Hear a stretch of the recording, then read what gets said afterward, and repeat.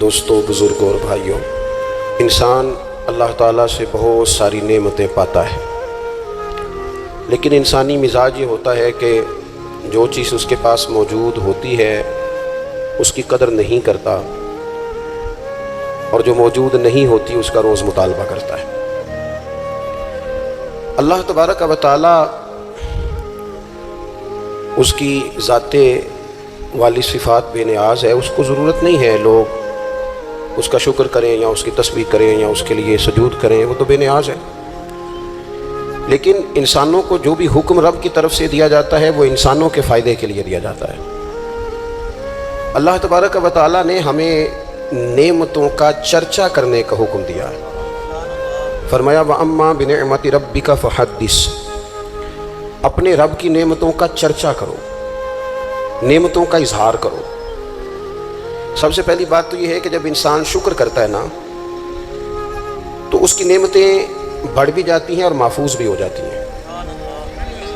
اللہ کریم نے فرمایا لَإِن شَكَرْتُمْ لَأَزِيدَنَّكُمْ، اگر تم شکر ادا کرو گے تو میں نعمتوں میں اضافہ کر دوں گا۔ اب یہاں مفسرین کرام نے ایک باریک بات لکھی ہے، وہ کہتے ہیں اضافہ ہوگا نا تو اضافہ اس چیز میں ہوتا ہے جو پہلے موجود رہے۔ تو شکر کرنے کے دو فائدے ہوئے کہ پچھلی نعمت محفوظ ہو جائے گی اور مزید رب کریم اس میں اضافہ فرما دے گا۔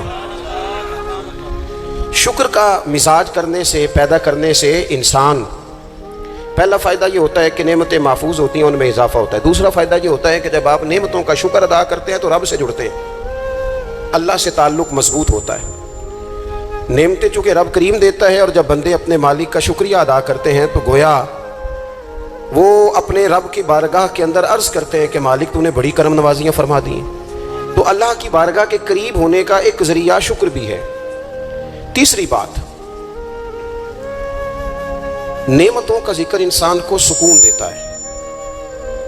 نعمتوں پر شکر کرنے سے انسان کا دل ٹھنڈا ہوتا ہے۔ جب ہم شکریہ ادا نہیں نہ کرتے تو پھر ظاہر ہے ہم خواہشات کرتے ہیں، میرے پاس یہ نہیں ہے، میرے پاس وہ نہیں ہے، مجھے فلاں چیز مل جاتی تو کیا ہی اچھا ہوتا، دیکھو فلاں کے پاس فلاں چیز ہے میرے پاس نہیں۔ یہ جتنی بھی چیزیں ہیں نا یہ بے چینی پیدا کرتی ہیں۔ ان باتوں سے انسان کی طبیعت میں تلخیاں پیدا ہوتی ہیں۔ یہ چیزیں اس کے لیے ہمیشہ تکلیف کا سامان ہوتی ہیں، چونکہ وہ بار بار جب یہ کہتا جاتا ہے تو مزاج شکوے والا بن جاتا ہے۔ شکوہ ہمیشہ تکلیف دیتا ہے اور شکر ہمیشہ سکون دیتا ہے۔ کوئی جتنے زیادہ شکوے کرے گا اتنا زیادہ الجھ جائے گا، اور جتنا زیادہ شکریہ ادا کرے گا اتنا زیادہ مطمئن ہوتا جائے گا۔ اس لیے نبی پاک صلی اللہ تعالیٰ علیہ وسلم نے فرمایا مومن ہر حال میں ہی خیر میں ہے۔ یا رسول اللہ کس طرح؟ فرمایا مصیبت آئے تو صبر کر کے رب سے اجر لے لیتا ہے، اور نعمت ملے تو شکر کر کے اپنے رب سے اجر لے لیتا ہے۔ نعمتوں کا شکر بڑا ضروری کام ہے۔ اچھا، ہم نعمتوں کا شکر چونکہ ادا نہیں کرتے الا ماشاءاللہ، تو پھر معاشرے میں ماحول اس طرح کا پیدا ہوتا ہے کہ ہم جہاں ہم ہوتے ہیں وہ جگہ ہمیں سکون والی نہیں لگتی، اور جہاں کوئی اور ہوتا ہے وہ ہمیں بڑا اچھا لگتا ہے۔ کیوں؟ کہ مزاج شکر والا نہیں، طبیعت شکوے والی ہے۔ او بھائی، جہاں میں بیٹھا ہوں، جس جگہ آپ سیٹ پر بیٹھتے ہیں، جس شعبے سے آپ کا تعلق ہے، جس جگہ آپ ڈیوٹی کرتے ہیں، یہ ہم اپنی مرضی سے تھوڑی بیٹھے، یہ تو اللہ رسول کے بٹھائے بیٹھے۔ تو جو جگہ اللہ رسول نے میرے لیے پسند کیا ہے مجھے بھی تو پسند ہونی چاہیے نا۔ میں اکثر کہتا ہوں کہ جو خاندان رب نے چاہا اس میں مجھے پیدا کیا نا۔ بندے کی چوائس تو نہیں نہ ہوتی کہ یا اللہ مجھے فلانے قبیلے میں پیدا کر دے، خالص عطیہ الہی ہے نا۔ تو جو دادا جی اللہ نے میرے لیے پسند کیے ہیں مجھے خود بھی تو ان کو پسند کرنا چاہیے نا۔ جو چاچا جان، جو ماموں جان، جو ننہال ددیال والے اللہ نے میرے لیے پسند کیا، کس بات کا شکوہ کہ میرے فلانے رشتہ دار ٹھیک نہیں تو فلانے ٹھیک نہیں تو فلانا غلط ہے؟ یہ تو طبیعت کو بے چین کرنے والی بات۔ او بھائی، رب کریم نے جو میرے لیے چاہا، میں اپنے دوستوں سے ایک بات اکثر کرتا ہوں، میں کہتا ہوں کہ زندگی میں سکون لینا ہے تو اپنی سوچ اس طرح کی بناؤ۔ میری سوچ اس طرح کی ہے کہ جس طرح کے ماں باپ اللہ نے مجھے دیے ہیں شاید کسی کو نہیں ملے، جس طرح کے استاد رب کریم نے مجھے دیے شفقت کرنے والے شاید کسی کو نہ ملے، جس طرح کے مرشد اللہ نے مجھے عطا فرمائے شاید کسی کو نہ ملے، جس طرح کے شاگرد اور جس طرح کے سالکین طریقت محبت کرنے والے دوست، مرید، احباب مجھے ملے کسی کو نہیں مل سکتے۔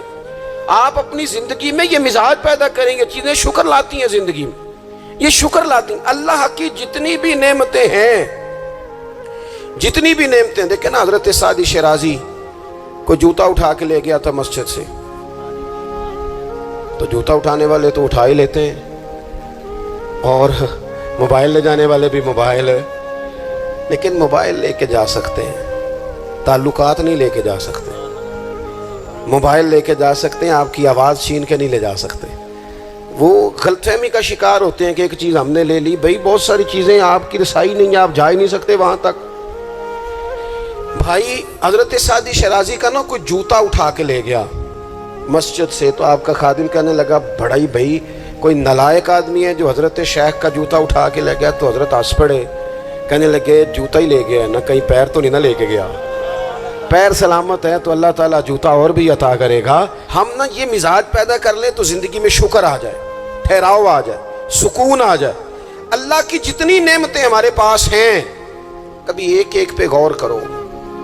صرف دانت میں درد ہو جائے تو سارا وجود تکلیف میں، صرف آنکھیں اگر تھوڑی اذیت میں آ جائے تو سارا وجود تکلیف میں، ایک بخار ہی چڑھ جاتا ہے نا، بچوں کو بھی بندہ قریب نہیں آنے دیتا، کوئی چیز اچھی نہیں لگتی۔ آپ کے پاس صحت ہے تو سب کچھ ہے، گھر، بچے، صحت، تندرستی، اور دنیا کی سب سے بڑی نعمت یہ ہے کہ رب صحت دے تو سجدے کی توفیق بھی دے، اللہ تعالیٰ شعور دے تو پھر مسجد آنے کا موقع بھی دے، یہ بہت بڑی مالک کی توفیق ہے۔ میرے عزیز یہ ساری نعمتیں ہیں، اور صحیح بخاری میں موجود ہے کہ رسول پاک علیہ السلام بھی اللہ کی نعمت ہے۔ لقد من اللہ علی المؤمنین اذ بعث فیہم رسولا، رب فرماتا ہے مومنوں میں نے تمہارے اوپر احسان کیا ہے، تمہیں اپنا رسول عطا فرمایا ہے۔ میں نہیں کرتا کوئی تفسیری سائد کی، میں کسی مفسر کا قول آپ کے سامنے نہیں رکھتا، خدا را میری ملت کے جوانوں، یہ قرآن مجید کی آیت محکم ہے، کوئی متشابہات میں سے نہیں ہے، محکم ہے، واضح ہے۔ پورے میلاد شریف میں پورے حضور علیہ السلام کی محبت کے عنوان میں، نبی پاک کی سیرت کے عنوان میں، غلامی کے عنوان میں، تذکروں کے عنوان میں، حضور کی نعتوں کے عنوان میں، حضور کی سنت شریعت پر عمل کرنے کے عنوان میں ایک بات، صرف ایک، کہ کائنات کا پیدا کرنے والا رب کہتا ہے یہ رسول تم پر میرا احسان ہے۔ اللہ کہتا ہے یہ میرا احسان ہے، یہ میرا احسان ہے۔ دوستو اگر ہم تھوڑا سا دیکھو نا، میں نے زندگی میں وہ لوگ دیکھے ہیں جو نا نعمتوں کے چھن جانے سے خوف میں رہتے ہیں، آزمائش کا شکار رہتے ہیں، ڈرے ڈرے سہمے سہمے رہتے ہیں کہ یار بڑا فضل ہے خدا کا، کہیں کچھ چیز چھن نہ جائے۔ یعنی کسی بیمار کو دیکھ کے جب کوئی آدمی کانپتا ہے، لرزتا ہے اس کا وجود، تو مانا کیا ہوتا ہے کہیں میری صحت بھی نہ چلی جائے۔ جب کوئی دنیا سے رخصت ہوتا ہے تو لوگ زندگی کی نعمت کو سوچ کر خوف کھاتے ہیں، خدا نہ خواستہ کسی کا عزیز بچھڑ جائے تو لوگ اپنوں کو یاد کر کر کے روتے ہیں۔ نعمتوں کے بارے میں کچھ لوگ بڑے شدید حساس ہو جاتے ہیں، کہیں چلی نہ جائے، کہیں چلی نہ جائے۔ یہ جو صحابہ ہر وقت حضور کی ناراضگی سے ڈرتے تھے نا، ہر وقت حضور کی ناراضگی سے ذرا سانس بھی اونچا نہیں لیتے تھے۔ یعنی اس بارگاہ میں وہ بیٹھتے تھے نا تو یوں بیٹھتے تھے سروں پہ پرندے بیٹھے ہیں، وہ گھنٹوں بیٹھے رہتے تھے دروازے پر کریم کے دروازے پر دستک نہیں دیتے تھے۔ وہ اس نعمت کے معاملے میں حساس تھے، ان کو پتا تھا کہ وہ دو عالم کی رحمت تھے، وہ جہاں چاہتے وہیں رہتے، یہ تو ان کی مہربانی ہے کہ یہ عالم پسند آیا، یہ تو مہربانی۔ دوستو ہم اگر حضور اتنی بڑی نعمت ہمارے لیے بن کے آئے، اگر ہمیں کبھی اس کا احساس نصیب ہو جائے نا، احساس، ابن القیم ایک جگہ پہ کہتے ہیں کہ اگر حضور نہ آتے تو لوگوں نے ایک دوسرے کا گوشت کاٹ کے کھانا تھا۔ دنیا جس ڈگر پہ چلی گئی تھی نا، کتنا کچھ سخت ہوگا وہ شخص جو بیٹی کو پہلے مارتا ہی نہیں، ایک ہے مار کے دفن کر دینا، لیکن زندہ بیٹی کو، یعنی زندہ بیٹی کو، میری ایک بیٹی ہے سارے گھر والے کوئی بات کہیں تو میں ٹال سکتا ہوں. ان کی ماں کبھی کبھی کہتی ہے کہ پتہ لگے گا نا جدو تھی دی گل موڑو گے. تو میں نے کوئی پی ایچ ڈی تو نہیں کی بیٹیوں کے حقوق پہ, میں کوئی اس پر ایم فل کا مقالہ تو نہیں لکھ کے آیا, میں نے کوئی ریسرچ تو نہیں کی کہ بیٹی سے پیار کرنا چاہیے, میں نے کوئی دیکھا تو نہیں کلیجہ پھاڑ کے کہ بیٹی کے دل میں میرے لیے پیار کتنا, یہ دیکھا تو نہیں. لیکن یہ اتنا پیار کہاں سے آیا؟ یہ جو بیٹی کے جانے کا, حالانکہ بیٹی نے جانا ہوتا ہے, یہ بیٹی کے جانے کا تصور کر کے لوگ رو پڑتے ہیں. یہ جو زندگی لگا دیتے ہیں کہ میری بیٹی خوشحال رہے, اس کے گھر میں رونق رہے, اس کی طرف سے ٹھنڈی ہوا ہے, تو یہ وہی لوگ ہیں, یہ وہی انسان ہیں, یہ وہی زمین ہے جس زمین پر لوگ بیٹی کو مارتے بھی نہیں تھے, زندہ بچی پیدا ہونے والی گڑھا کھود کے اس میں رکھ کے مٹی ڈال دیتے تھے, زندہ بیٹیاں دفن کر دیتے تھے. رب کہتا میں نے احسان کیا تم پہ, میں نے احسان کیا. کیا؟ میں نے تمہیں اپنا رسول دیا. لَقَدْ مَنَّ اللَّهُ عَلَى الْمُؤْمِنِينَ إِذْ بَعَثَ فِيهِمْ رَسُولًا, میں نے تمہیں رسول دیا. اس رسول نے نا تمہیں کر کے دکھایا کہ بیٹی کے ساتھ کیا کرنا ہے. جب بھی سیدہ فاطمہ آئی حضور اٹھ کے کھڑے ہو گئے, بیٹی کا ماتھا چوما, اپنی جگہ پہ بٹھایا, اعزاز دیا, کرم کیا. کسی کافر کی بیٹی بھی آ گئی تو رسول کریم نے چادر اتار کے بیٹی کے سر کو ڈھانپ دیا. رسول پاک کے گھر میں بہن آ گئی, رضائی بہن, تو محبوب نے ساری ازواج سے کہا جو جو تمہارے گھروں میں اکٹھا کر کے لے آؤ, جو جو ہے لاؤ سارا اکٹھا کر کے, اس لیے کہ میری بہن آئی ہے. پھر میرے قریب نے فرمایا اگر تو کہے تو تیرے لیے مدینے میں گھر نہ بنا دوں, تو یہیں رہ جانا, یہیں رہ جا. تو حضرت شیمہ عرض کرنے لگی نہیں حضور میں نے واپس جانا ہے. فرمایا جاؤ. عرض کرنے لگی بڑی سخت جنگ کر کے میرے قبیلے کو گرفتار کیا گیا ہے, سخت جنگجو ہیں, انہوں نے بڑی لڑائی کی ہے, بڑی مخالفت کی ہے دین کی, لیکن حضور اگر میں کہوں گی میں آپ کی رضائی بہن ہوں, میں اگر کہوں گی تو میرا سارا قبیلہ چھوڑ دیں گے. حضور نے فرمایا تو کہہ میں ابھی چھوڑ دیتا ہوں. چھوڑ دیا تیرا سارا. یہ کہاں سے آئی لطافتیں, یہ حسن, یہ توانائی, یہ شوق؟ مالک کہتا ہے تم نہیں بدل سکتے تھے, یہ میں نے احسان کیا. میں نے تمہیں اپنا رسول عطا فرمایا, تمہیں میں نے اپنا نبی دیا, اس نے تمہارا تزکیہ کر دیا, تمہارا باطن دھو ڈالا, میل کچیل اتر گئے. کما ارسلنا فیکم رسولا منکم یتلو علیکم آیاتنا ویزکیکم, انہوں نے قرآن پڑھ پڑھ کے تمہارا تزکیہ کر دیا, باطن دھو ڈالے. یہ محبتیں سینہ بسینہ آ رہی ہیں. حضور نے ایسا تزکیہ کیا ہے کہ اب دلوں میں شوق اور طرح کے ہیں, درد اور طرح کے ہیں, باتیں اور طرح کی. غلام بڑا مشکل کام ہے, غلام بننا. یہاں تو ملازمت مشکل ہے, جس کے ساتھ آپ نے باقاعدہ کمٹمنٹ کی ہوتی ہے نا, صبح 8 بجے سے 4 بجے تک کی, اور آپ کی چیزیں طے ہوتی ہیں.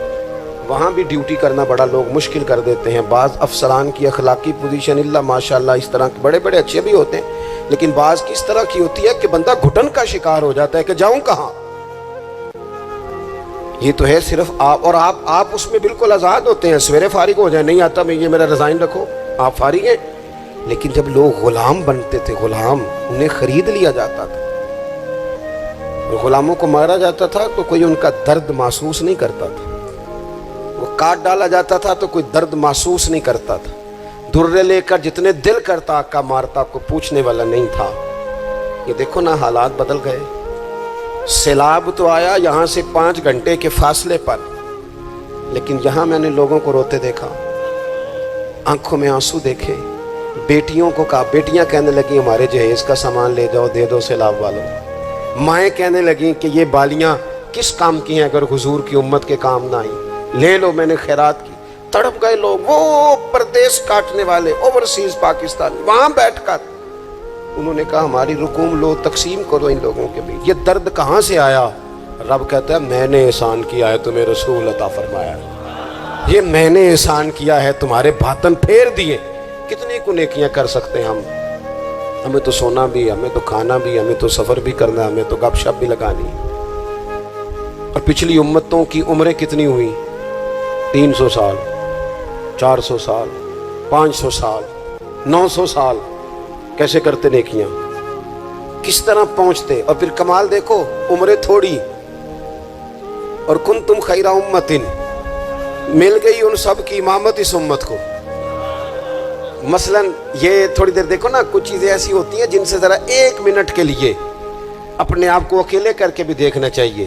اپنے وہ کسی نے کہا تھا بنا ہے شاہ کا مصاحب تو پھرے ہے اتراتا, وگرنہ شہر میں غالب کی آبرو کیا ہے, اس کے پلے کیا ہے اسے پتا تو ہے. جو تو بنا ہے شاہ کا غالب تو پھرے ہے اتراتا. اور درویش نے ترجمہ یہ کیا ہے کہ میں گلیاں دا روڑا کوڑا, میں گلیاں دا روڑا کوڑا دیکھا ہے کبھی کسی نے پلٹ؟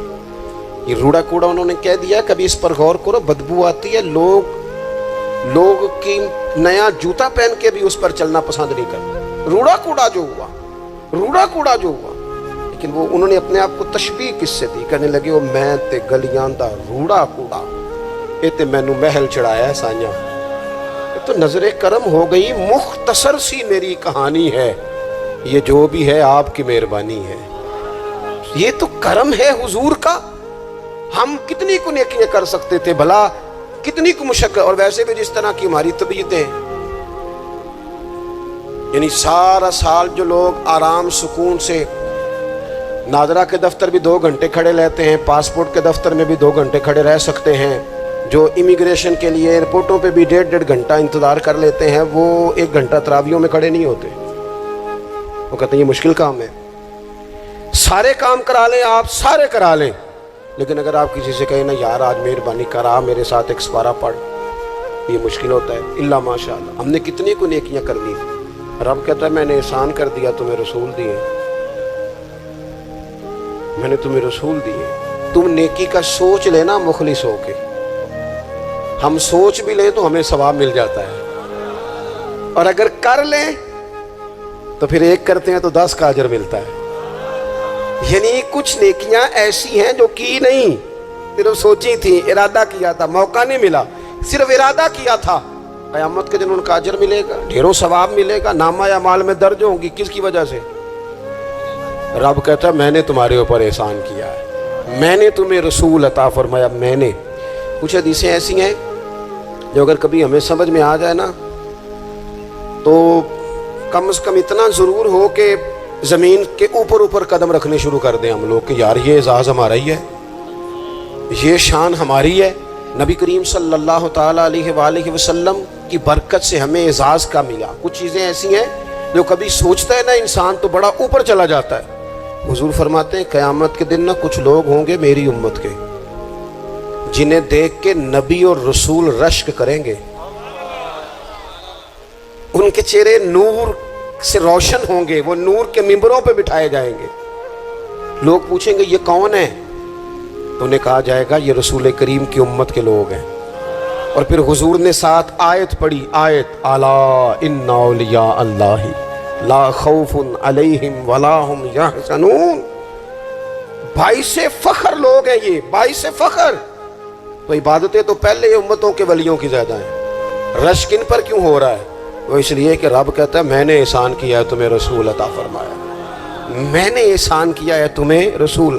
اب مجھے بتائیں, ہر نعمت کا شکر ادا کرنا ہے, اور یہ جو نعمت اللہ نے ہمیں دی ہے نبی پاک کا غلام بنایا. اچھا میں آپ سے نا کسی کی بات نہیں کرتا, ایک مثال میں آپ کو ذاتی دیتا ہوں. میں آج ہی سوچ رہا تھا, مجھے نا بہت سارے لوگوں نے دیکھا ہوتا ہے کیمرے کی آنکھ سے, کسی نے یوٹیوب پہ دیکھ لیا, ٹی وی پہ دیکھ لیا, کسی اور جگہ دیکھ لیا. تو انسان کا نا ایک مزاج ہوتا ہے کہ جس چیز کو وہ کبھی کسی دیوار کے پردے کے پیچھے دیکھتا رہا ہے وہ اچانک سامنے آ جائے تو کئی دفعہ بندہ پریشان بھی ہو جاتا ہے, کبھی کبھی بندہ پریشان بھی ہو جاتا ہے. میں نا اتفاق کی بات ہے میری زندگی کچھ زیادہ مصروف ہے. ایک دوست ایسے تھے جو مجھے نا کچھ 3-4 سال سے کہہ رہے تھے ٹائم دے دیں, ٹائم دے دیں. اور وہ ٹائم لینا چاہ رہے تھے. اپنے ان کے والد جو تھے وہ تھوڑے سے معذور تھے, تو کہہ رہے ابا جی کی بڑی خواہش ہے.